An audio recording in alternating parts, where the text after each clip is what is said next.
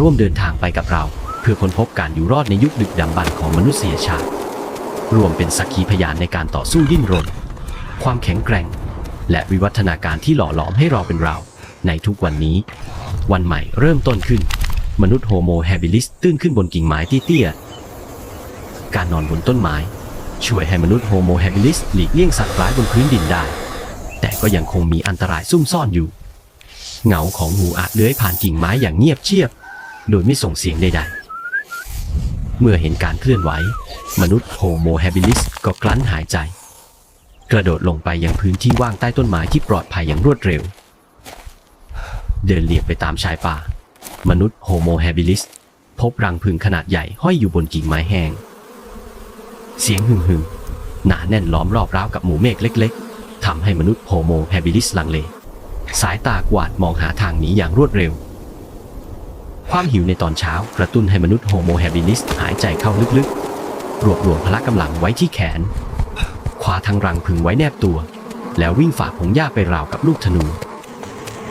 เพียงชั่วครู่เดียวฝูงผึ้งทั้งหมดก็ลุกฮือขึ้นเป็นเมฆสีเหลืองไล่ตามติดๆเสียงหึ่งๆดังกระหึ่มม้วนตัวอยู่ด้านหลังของมนุษย์โฮโมแฮบิลิสเมื่อถึงริมน้ำมนุษย์โฮโมแฮบิลิสไม่หยุดมนุษย์โฮโมแฮบิลิสกระโดดลงไปและดำดิ่งลงไปเพื่อหลบฝูงผึ้งบินวนอยู่ริมฝั่งรอให้มนุษย์โฮโมแฮบิลิสโผล่ขึ้นมาบินวนไปมาเหมือนม่านหนาที่ปิดกั้นทางหนีทันทีที่มนุษย์โฮโมแฮบิลิสกำลังจะขึ้นฝั่งตะวันออกก็มีร่างยาวแหวกน้ำเข้ามาจระเข้ดวงตาของมันลอยอยู่บนผิวน้ำลำตัวของมันพุ่งตรงมาทางมนุษย์โฮโมแฮบิลิสอย่างเงียบเชียบเหมือนท่อนไม้มีชีวิตที่ไถไปบนพื้นน้ำมนุษย์โฮโมแฮบิลิสเปลี่ยนทิศทางการว่ายเฉียงไปยังหาดโคลนตื้นๆรู้สึกถึงโคลนอ่อนนุ่มใต้ฝ่ามือแล้วคลานขึ้นฝั่งวิ่งฝ่าพงหญ้าไปอย่างไม่คิดชีวิตจระเข้คลานตามขึ้นมาลำตัวอันหนักอึ้งของมันทำให้ดินกระเด็นทิ้งร่องรอยลึกไว้บนหาดโคลนลมหายใจหอบทีฝีเท้าของมนุษย์โฮโมแฮบิลิสเริ่มหนักอึ้งด้วยความเหนื่อยล้าระยะห่างด้านหลังดูเหมือนจะสั้นลงทุกขณะทันใดนั้นมนุษย์โฮโมแฮบิลิสเห็นฝูงควายอยู่ที่ชายป่าหลังสีดำของพวกมันสะท้อนแสงแดดอ่อนๆมนุษย์โฮโมแฮบิลิสวิ่งเฉียงเข้าไปกระโดดเกาะหลังควายตัวหนึ่งกอดไหล่หนาของมันไว้แน่นเพื่อทรงตัวจระเข้คลานมาถึงชายป่าและโผงหัวขึ้นข่มขู่แต่ควายก้มหัวลงกระทืบเท้าอย่างแรงและพุ่งเข้าใส่จระเข้ด้วยแรงของมันเองเมื่อเห็นว่าเสียเปรียบจระเข้ก็ค่อยๆถอยกลับลงน้ำลำตัวของมันค่อยๆจมหายไปในโคลนมนุษย์โฮโมแฮบิลิสค่อยๆผ่อนลมหายใจค่อยๆลงจากหลังควายแล้วถอยกลับเข้าป่ารักษาระยะห่างที่ปลอดภัยระหว่างทั้งสองฝ่ายเมื่ออันตรายผ่านไปมนุษย์โฮโมแฮบิลิสก็เริ่มหาอาหารต่อใกล้ๆกันนั้นมีหมูป่าเขี้ยวยาวตัวหนึ่งกำลังขุดดินพลิกหน้าดินเพื่อหาอาหารทิ้งไว้แต่ดินร่วนและหลุมตื้นๆมนุษย์โฮโมแฮบิลิสซุ่มดูอยู่ไกลๆยืนอยู่หลังต้นไม้ใหญ่และสังเกตการอยู่ครู่หนึ่งแล้วจึงเข้าไปใกล้เพื่อไล่มันไปส่งเสียงดังเพื่อไล่หมูป่าให้เปลี่ยนทิศทางเมื่อสัตว์ป่าจากไปแล้วมนุษย์โฮโมแฮบิลิสจึงเดินเข้าไปในหลุมดินที่ยังชื้นอยู่และคุกเข่าลงเพื่อตรวจสอบอย่างละเอียดรากไม้ที่เผยออกมาดินที่ร่วนซุยเปลือกหัวมันสีน้ำตาลโผล่ขึ้นมาที่ขอบหลุมเหมือนท่อนไม้เล็กๆมนุษย์โฮโมแฮบิลิสใช้ไม้แหลมงัดเบาๆแล้วใช้มือขุดดินดึงหัวมันที่ยาวและแน่นขึ้นมาถูโคลนที่ติดอยู่ออกและเช็ดบนหญ้าแห้งเพื่อให้พื้นผิวสะอาดมนุษย์โฮโมแฮบิลิสเดินไปยังก้อนหินใหญ่ที่สะอาดใต้ร่มไม้เพื่อเพลิดเพลินกับหัวมันสดที่เพิ่งขุดได้บนพื้นหินที่เย็นสบายมนุษย์โฮโมแฮบิลิสเริ่มเพลิดเพลินกับหัวมันที่เพิ่งขุดได้เมื่อกินเสร็จมนุษย์โฮโมแฮบิลิสก็เริ่มเดินไปข้างหน้าเพื่อค้นหาอาหารใหม่ๆเพราะหัวมันสดที่เพิ่งกินไปยังไม่พออิ่มเดินต่อไปตามแนวพุ่มไม้เตี้ยๆมนุษย์โฮโมแฮบิลิสพบต้นไม้ใบเขียวอ่อนมนุษย์โฮโมแฮบิลิสไม่กินทันทีมนุษย์โฮโมแฮบิลิสเลือกใบเล็กๆมาดมสัมผัสกลิ่นฉุนอ่อนๆของยางไม้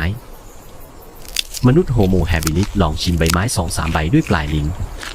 อมไว้ในปากเพียงครู่เดียวแล้วค่อยๆกลืนเพื่อสังเกตความรู้สึกในลำคอและกระเพาะอาหารเมื่อรสชาติของใบไม้อร่อยและร่างกายไม่แสดงปฏิกิริยามนุษย์โฮโมแฮบิลิสจึงเด็ดเพิ่มเพื่อกินในปริมาณที่พอเหมาะไม่มากเกินไปในครั้งเดียวเมื่อเงาแดดเริ่มคล้อยมนุษย์โฮโมแฮบิลิสเดินไปตามทางที่ปกคลุมด้วยใบไม้หายใจอย่างสม่ำเสมอและเดินเลียบไปตามชายป่าทำซ้ำขั้นตอนที่คุ้นเคยสังเกตเลือกลองและก้าวไปข้างหน้าอย่างช้าๆแต่มั่นคง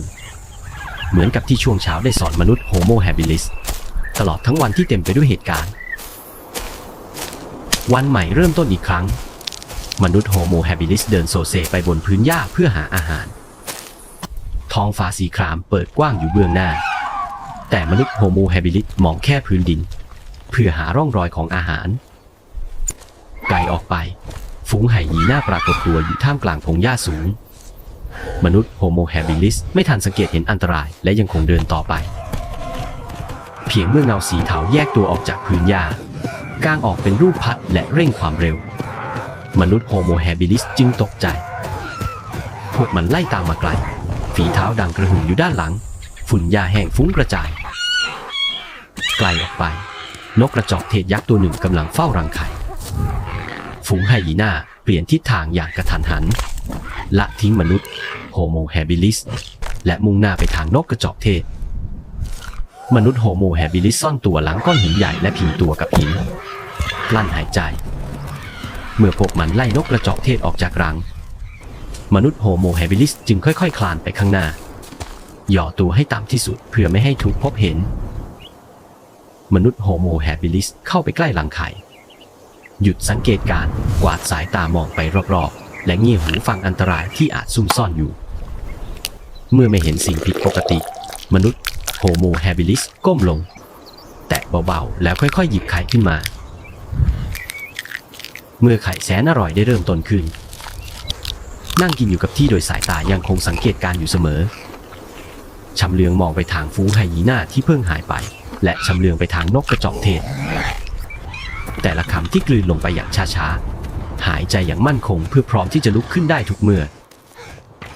โชคร้ายที่นกกระจอกเทศกลับมาจากชายป่ามันก้าวยาวๆยืดคอตรงและพุ่งเข้ามาไล่ล่ามนุษย์โฮโมแฮบิลิสลุกขึ้นวิ่งไปอย่างที่หญ้าเตี้ยๆลมพัดปะทะใบหน้าเสียงเท้านกกระจอกเทศดังกระหึ่มอยู่ข้างหลังข้างหน้าคือฝูงควายที่กำลังเล็มหญ้ามนุษย์โฮโมแฮบิลิสรีบมุดเข้าไปกลางฝูงและย่อตัวให้ต่ำที่สุดหลอดผ่านช่องว่างระหว่างขาใหญ่ๆเพื่อหลบการจิกจากด้านหลังร่างกายใหญ่โตของพวกมันกลายเป็นเกราะกำบังเมื่อนกกระจอกเทศต้องชะลอความเร็วเพราะถูกฝูงควายขวางทางมนุษย์โฮโมแฮบิลิสหาทางขี่ควายตัวหนึ่งเพื่อหนีจากอันตรายเกาะไหล่หนาและคลานขึ้นไปบนหลังนอนราบเพื่อส่งตัวสิงโตตัวหนึ่งกำลังดมกลิ่นฝูงควายและเริ่มไล่ล่ามนุษย์โฮโมแฮบิลิสขี่ควายอย่างเสี่ยงอันตรายฝูงควายรีบเร่งความเร็วเพื่อหนีสิงโตพื้นดินสั่นสะเทือนราวกับเสียงกลองฝุ่นหญ้ากลายเป็นเส้นเบลอๆสิงโตเล็งไปที่มนุษย์โฮโมแฮบิลิสสายตาของมันจับจ้องอยู่ที่ร่างที่นอนราบอยู่บนหลังควายแล้วเปลี่ยนทิศทางตามจังหวะการวิ่งเร็วขึ้นมนุษย์โฮโมแฮบิลิสแนบตัวชิดกว่าเดิมใช้แรงโน้มถ่วงเพื่อเกาะไม่กล้าเงยหน้าขึ้นทันใดนั้นฝูงควายก็พุ่งลงไปในแอ่งน้ำร้อนมนุษย์โฮโมแฮบิลิสเกาะหลังควายกระโดดลงน้ำไปด้วยกันเพื่อหลบหนีสิงโตหยุดอยู่ที่ขอบน้ำอย่างเหนื่อยล้าดื่มน้ำ2-3 อึกแล้วมองตามอย่างเสียดายในขณะนั้นเองใต้ผิวน้ำมีจระเข้ยักษ์ตัวหนึ่งกำลังเข้าใกล้สิงโตหัวจระเข้ลอยปริมน้ำสายตาจับจ้องการเผชิญหน้าระหว่างจระเข้กับสิงโตใครจะชนะในยุคนี้มนุษย์โฮโมแฮบิลิสยังไม่สามารถควบคุมควายได้ดังนั้นมันจึงว่ายเข้าฝั่งเองเดินต่อไปตามริมน้ำมุ่งหน้าไปยังอันตรายครั้งต่อไปควายเข้าใกล้สิงโตอีกตัวหนึ่งครั้งนี้มันเลือกที่จะเผชิญหน้าก้มหัวลงต่ำและใช้เขาชี้ไปข้างหน้ามันพุ่งตรงเข้าไปสิงโตเสียหลักและวิ่งหนีไป